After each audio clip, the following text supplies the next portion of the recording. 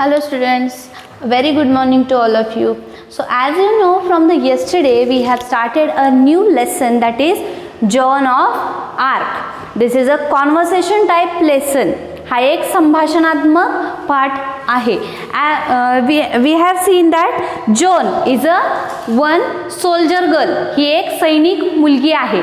And what the story that she wants to go to the prince, to the dauphin, and what happens next? Let me see. Page number 30. Now when the girl Joan said to that Robert, means to that leader, that give me what? One horse, one protective cloth, and give me some soldiers and send me to the dauphin. Then what Robert said? This girl is mad. Why didn't you tell me so, you blockhead? Means what he said? This girl is mad. म्हणजे ही काय मुलगी वेडी आहे का? Why didn't you tell me so, you blockhead? म्हणजे तू एका वेडी आहेस का तू? हे सगळं तू मला का सांगतेस? म्हणजे why are you telling me that? Give me this, give me that, and send me there. Why are you telling me that? Blockhead म्हणजे थोडक्यात आपण म्हणतो ना a stupid person. म्हणजे वेडी झाली आहेस का? आपण लोकल लँग्वेजमध्ये काय म्हणतो? वेडी आहेस का किंवा मूर्ख आहेस का? अशा प्रकारेच रॉबर्ट तिला एक प्रकारचे असं नकारात्मक बोलून तिला असं बोलतो की तू काय वेडी आहेस का? हे सगळं तू मला का सांगतेस मूर्ख मुलगी? अशा प्रकारे तिला तो हे आपण म्हणतो ना की बाबा हिनवतो. अशा प्रकारे तो तिला हिनवतो. Then Stewart said, Sir, do not anger her. Give her what she wants. Means what Stewart said? Sir, तिला रागवू नका. म्हणजे don't anger her. तिला राग येऊ दे नका. Whatever she wants, give to her. म्हणजे तिला राग येऊ देऊ नका. तिला जे काही पाहिजे ते देऊन टाका. Means Stewart was afraid to her. म्हणजे स्टीवर्टला तिची भीती वाटत होती. म्हणून तो काय म्हणतो की don't anger her. Whatever she wants, give her. Then Robert says, I shall send you back to your father with orders to put you under the lock and key. मग त्यावेळेस रॉबर्ट काय म्हणतो जॉनला, I will send you to your father. म्हणजे मी तुला तुझ्या वडिलांकडे पाठवेन. And I will tell that put you in the lock and key. म्हणजे मी तुला तुझ्या वडिलांकडे पाठवेन. And I will tell to him. आणि मी तुझ्या वडिलांना सांगेन to put you in the lock and key. आणि तुझ्या वडिलांना सांगेन की तुला लॉक अँड की म्हणजे एका रूममध्ये बंद करून त्याला टाळा किंवा कुलूप लावून त्यामध्ये बंद करून टाका, असं मी तुझ्या वडिलांना सांगेन तुला त्यांच्याकडे पाठवून. Who said? The leader means Robert. Then John said, you think you will? तुम्हाला असं वाटतंय का की तुम्ही असं काहीतरी कराल? You think you will squire म्हणजे you think you will squire म्हणजे लीडर तुम्हाला असं वाटतंय खरंच की तुम्ही असं काहीतरी करू शकाल? Means how she was very confident. But it won't happen that way. म्हणजे तुम्हाला असं वाटतंय का की तुम्ही असं काहीतरी कराल? पण जर वाटत असेल तर तसं वाटून देऊ नका. तसं काहीही होणार नाही. It won't happen. It won't happen म्हणजे तसं काहीही होणार नाहीये. तुम्ही तसंही काही विचार करू नका. You said you would not see me, but here I am. म्हणजे ती काय म्हणते की तुम्ही मला म्हणलं होतात की मी तुला बघणार नाही, but see here I am in front of you. Means what she say? की तुम्ही म्हणलं होतात की तुम्ही मला परत कधीही बघणार नाहीत, माझं तोंड बघणार नाहीत, अशा प्रकारे तुम्ही काहीतरी बोलला होतात. But no, see here I am in front of you. म्हणजे ती काय म्हणते की तुम्ही असं बोललेलं असताना सुद्धा बघा मी आज तुमच्या पुढे आहे, तुम्ही काय करू शकताय का? अशा प्रकारे ती सुद्धा उलट त्यांना हिनवते. Then Robert said, so you are assuming that I will give you what you want. Assume means मनात धरणे किंवा assume we can say that taking her granted. म्हणजे तिला असं ती समजून जाणे. म्हणजे रॉबर्ट वॉट सेड, तुला असं वाटतंय का की तू असे समजून गेलेस का की whatever you are wanting I am giving to you. म्हणजे तुला असं वाटतंय का की तू जे काही मागतेस किंवा तुला जे काही पाहिजे आहे ते सगळं मी तुला देईन, असं तुला वाटतंय का? Then John said, yes squire continuous busily. म्हणजे ती सरळ बोलली डायरेक्टली की येस, हो मला असं वाटतंय तुम्ही द्याल. आणि पुढं तिनं बोलणं चालू ठेवलं. What she said, a horse will cost 16 francs. म्हणजे francs is a currency of that. म्हणजे फ्रान्सेस ही काय आहे, एक करन्सी आहे. Same like in India how rupees, म्हणजे इंडियामध्ये कशी रुपीज करन्सी आहे तशी फ्रान्सची करन्सी काय आहे, फ्रान्स. ओके. मग ती काय म्हणते की एक घोडा कितीला बसेल, तर 16 फ्रान्सला बसेल. It is a big amount of money. हा अर्थातच ती एक मोठी अमाऊंट आहे. It is a big amount of money. That 16 francs is a big amount of money. Okay. But I can save it on the armour. हां ठीक आहे, तुम्हाला एक घोडा 16 फ्रान्सला बसेल जवळजवळ, हा माहिती आहे ती एक मोठी अमाऊंट आहे. But I can save in the armour. पण ठीक आहे, मला दुसरी वस्तू काय पाहिजे, तर आर्मर पाहिजे, म्हणजे प्रोटेक्टिव्ह क्लोथ हवंय. Okay. So if you will spend more money to the horse, तुम्ही जर का जास्त पैसे त्या घोड्यासाठी खर्च केलेत, तर दुसरीकडे वाईल टेकिंग द आर्मर, म्हणजे जर का मला आर्मर घ्यायचंय तर त्या आर्मरमध्ये मी तुमचे पैसे सेव्ह करीन. कसे, I don't need beautiful armour made to my measure. म्हणजे मला माझ्या मापाचं, म्हणजे अगदी मेजरमेंट माझं अगदी मोजमाप घेऊन अगदी परफेक्ट मापाचं सुंदर असं आर्मर मला नकोय. I can find a soldiers armour that will fit me well enough. म्हणजे मला अगदी नवीन माझ्या मापाचंच अगदी सुंदर अगदी मला बरोबर मोजमाप येणारा असं आर्मर मला नकोय.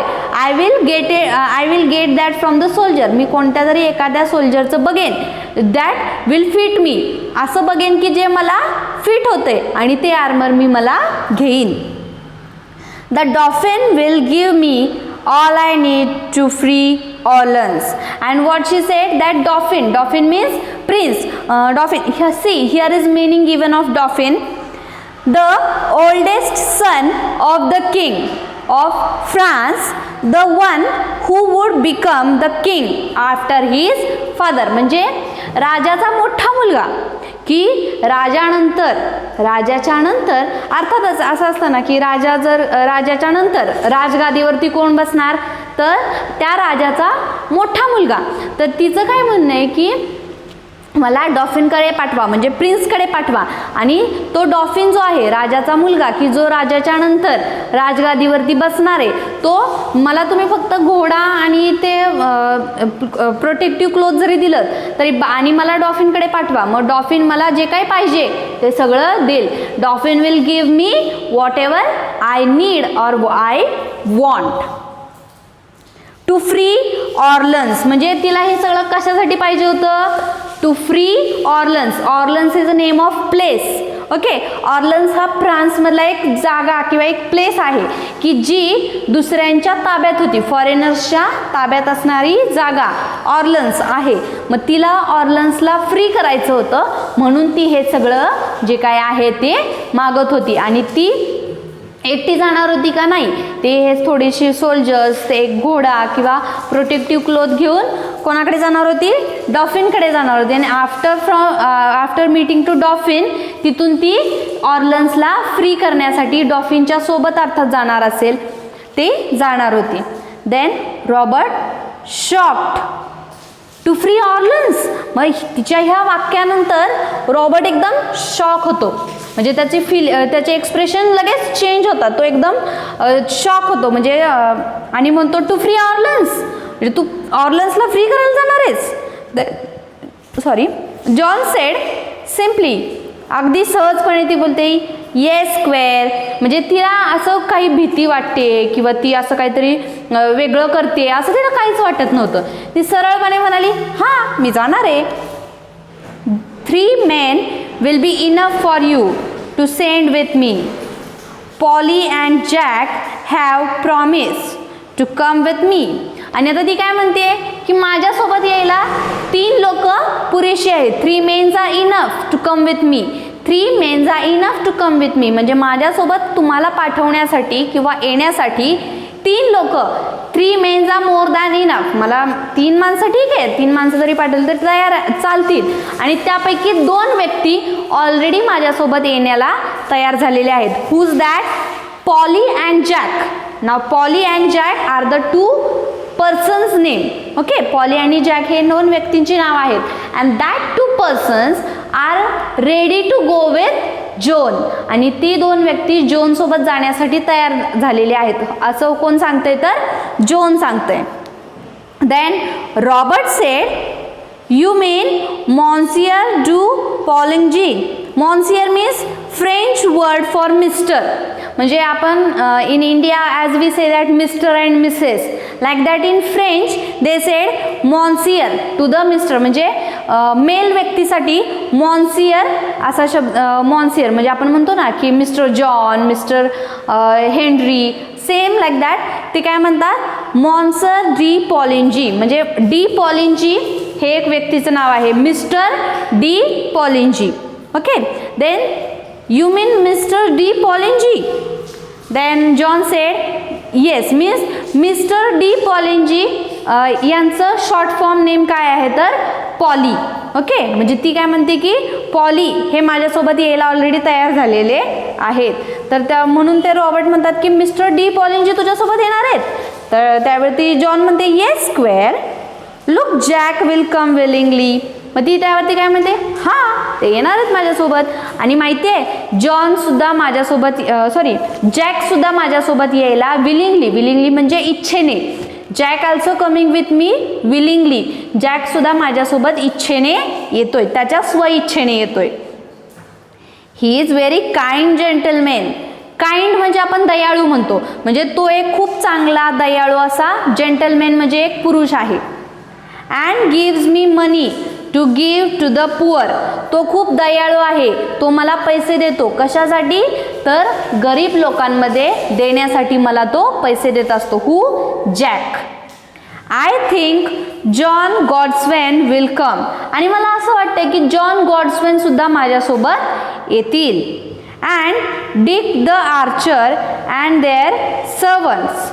आणि मला असं वाटतंय की डिक द आर्चर हे सुद्धा येतील, शिवाय त्यांचे सर्वंट्स म्हणजे त्यांचे जे काही नोकर चाकर आहेत ते सुद्धा येतील.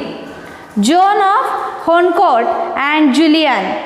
आणि शिवाय John of Honecourt and Julian म्हणजे ती लोकांची नावं सांगायला लागते की हे जे काय आहेत लोकांची नावं, ते लोकांची नावं सांगून म्हणते की हे सुद्धा लोक माझ्यासोबत यायला तयार आहेत. हां मला असं वाटते हे येतील ते येतील, अशा प्रकारे ती बोलू लागते. There will be no trouble for me. आणि जर का एवढी लोक माझ्यासोबत येणार असतील तर मला काहीच प्रॉब्लेम नाही. There will be no trouble for me म्हणजे तर मग मला काहीच अडचण येणार नाही.